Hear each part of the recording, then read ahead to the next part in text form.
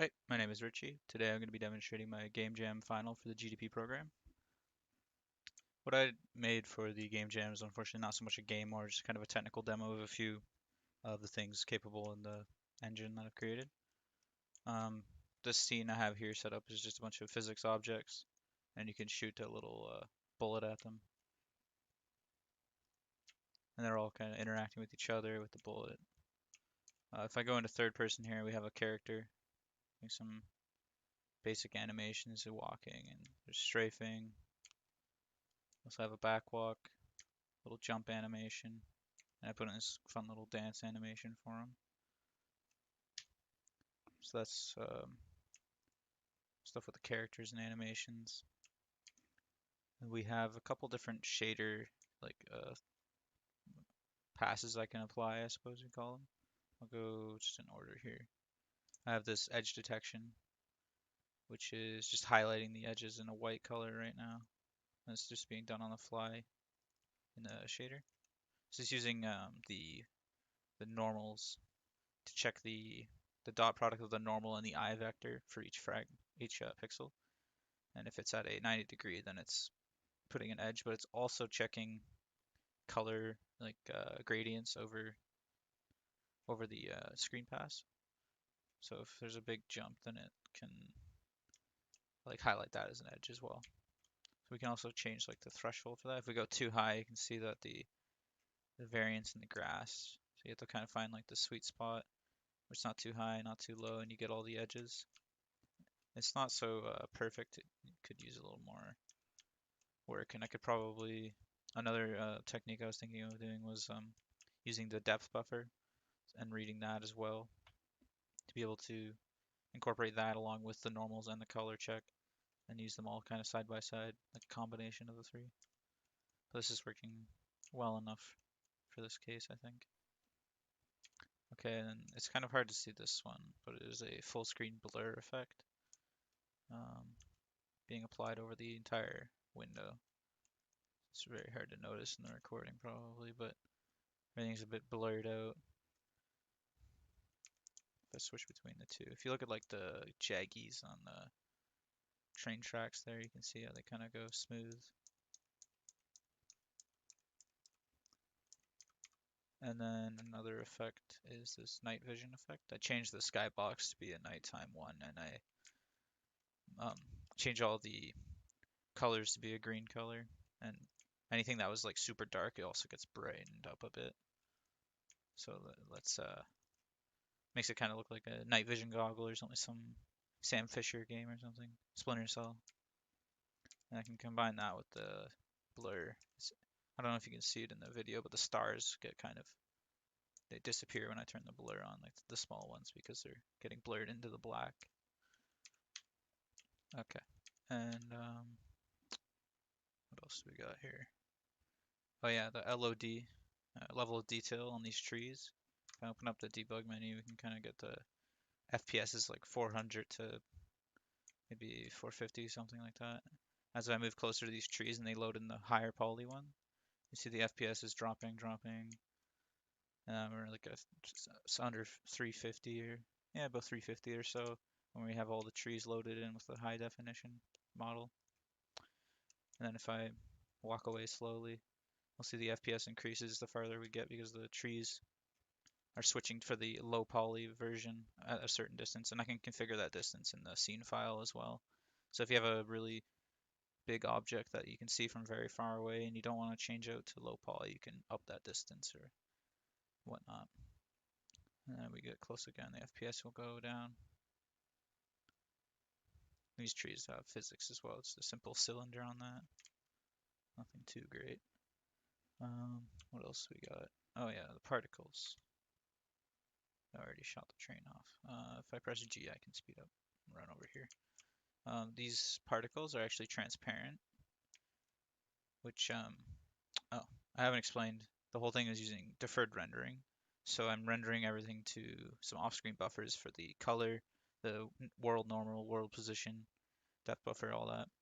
And then I'm doing a second pass where I take all that information and get the final color using the lights and everything. But one of the downsides of using a deferred rendering system is you can't actually have transparent objects in the, well, not very um, well or not right looking, I guess.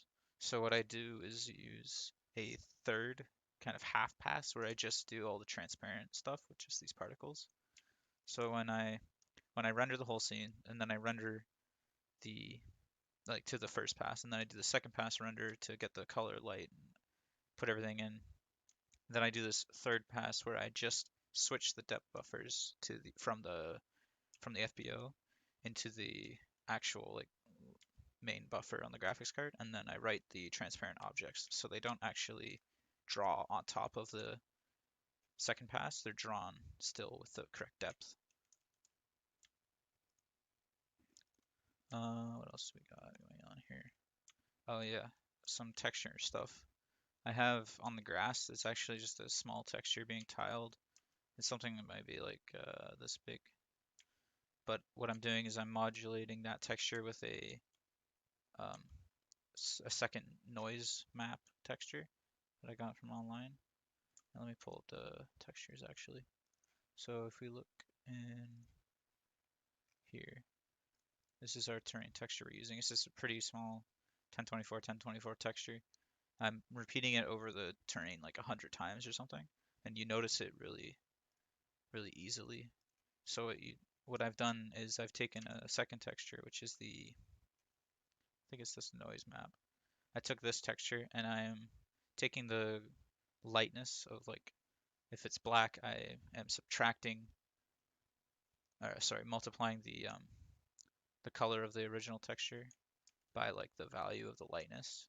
So it's either making it brighter or making it darker based on how light the noise map area is. And I'm stretching that noise map over this, so maybe I think it's like 2 or 3 repetitions across. And it just makes it harder to notice the repeating pattern. If you look very closely, you can kind of see the rows where the textures are supposed to be, but the the pattern kind of going over top of that is making it harder to notice that. What else we got? I talked about the deferred rendering, the particles, LOD. I got the animations, as well the characters, all the edge detected stuff.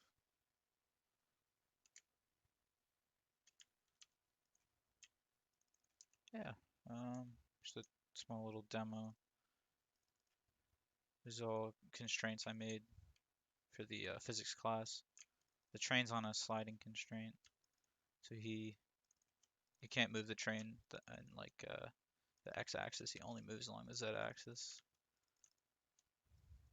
You can kind of just shoot him along. The particles are using a what do you call a pool of particles, so they can only have, I think it's like 1,000 right now or something. It's a big number, and they just keep like refreshing the pool.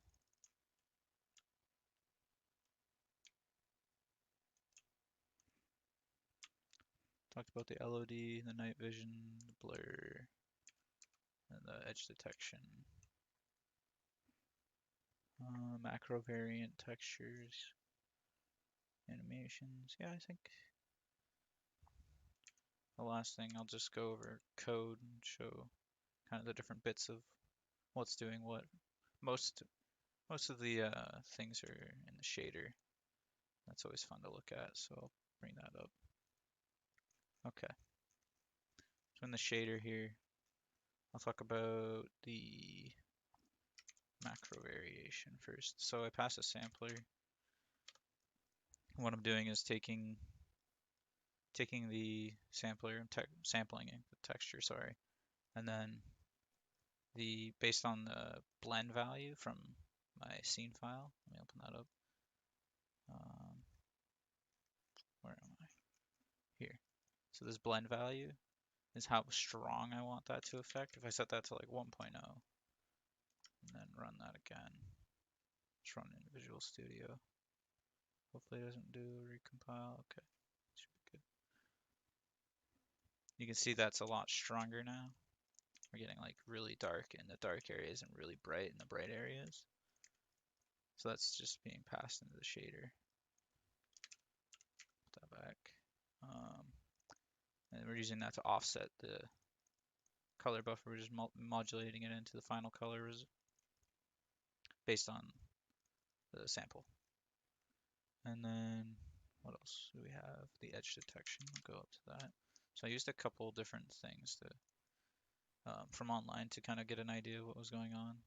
So there's two things to remember. I was talking about the color change and the eye vector, the normal, the world normal of the fragment. So the first thing I do is I take the color, convert it to hue saturation value like this, so that I can get the change. I'm just looking at like the change in brightness mostly with this, and then dot product. F-width is this function in GLSL. It looks at neighboring. I'd have to look it up again, but it works. That's what matters. And then I do the same thing with the eye vector. Normalize, get the dot product. This is the vertex world position is one of those FBO buffers. I put them all into textures. This is the deferred rendering. I guess I can talk about that while I'm up here. So the deferred rendering, we have the pass. On the first pass, it'll run all this code. And then on the second pass, it'll run just this code, which is, we'll talk about the blur after. I'll just do this one. So the viewport gets converted. I get the location because I'm just passing in a single trie that's like really big in front of the screen, in front of the camera, sorry. And I'm rendering just to that triangle. So the fragment that I'm actually rendering is the position I want to sample from the textures. So I take the fragment that I'm at and I sample the color, world normal, world position, specular, all that. And I'm taking that and going into if I do the edge detection here, don't need that right now. So now I check if I'm lighting that specific pixel, because for the stuff like the skybox, I don't actually want to run lighting code on it. So if it's the skybox, I just take what's in the color buffer and set that, or take what's in the color texture and put that in the buffer. If it's not the skybox and it's actually something that I do want to be lit, and then I'll call my lighting functions and run all that stuff. The night vision effect is very simple. It's just this, taking the color buffer result, and then I want to take this is kind of just a green color, and I'm taking the brightness of the total strength, I guess, of the pixel, which is just the length of the color. And then I'm taking the greenness of it and modulating that in. So it's making everything really green and a bit brighter.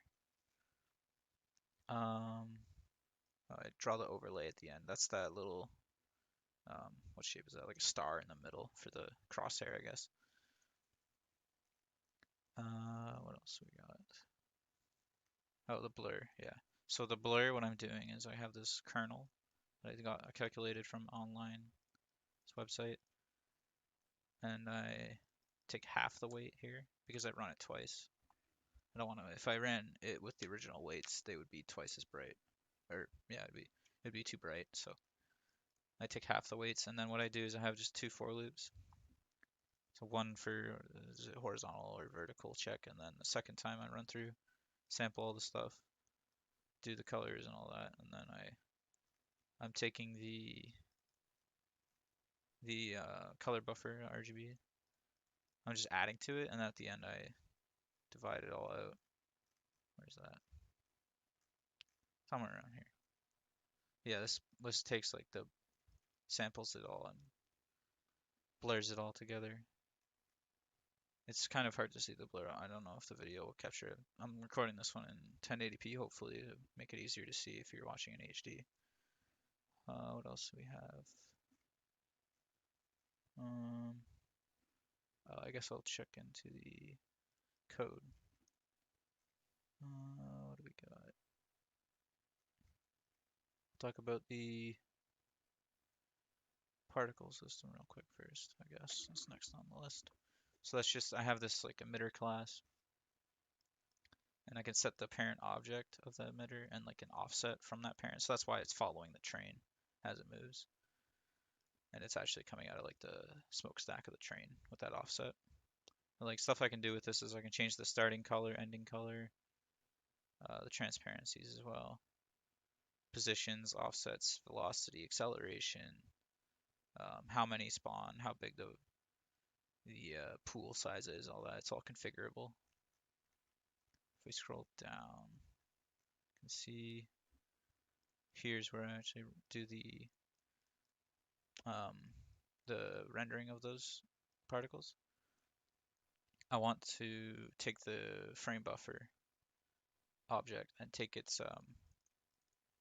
what is it, the depth buffer from it, because once I've rendered the full screen, um, once I render the FBO to the try, the depth buffer is just the try, so it's just like really close to the camera, and you won't see anything, and it'll just get blown away. So what I have to do is render in or swap it with the depth buffer from the original rendering, so that it actually goes behind the objects in the scene. That's what that's doing here. And then I set the pass count back to 1, depth test 3 enable. I don't actually write to the depth buffer because they're transparent, so it doesn't really, it looks weird when I did it, so I just turned it off. And then I just render the whole emitter there. What else was there? Oh yeah, the LOD, which is in my game object here. Just a basic, very simple. So if I have an LOD mesh, I just take the distance of the camera to the mesh's location, and if it's greater than the distance from the configurable, then I set the use LOD to true, and then use LOD is checked in the actual mesh component. So when I'm rendering in here, it's just saying, are we using LOD? If we're using LOD, load the LOD mesh. If we're not, use the original mesh. Pretty simple. And then I guess the animation, we could talk about the controller for that. So I just have like a bunch of pretty simple code for forcing animation in based on the inputs. If you're holding down W or for falling, stuff like that, dance little thing. Nothing too complicated with that. I think that's pretty much about it for this little demo. Thank you all for watching, and I hope you have a good day.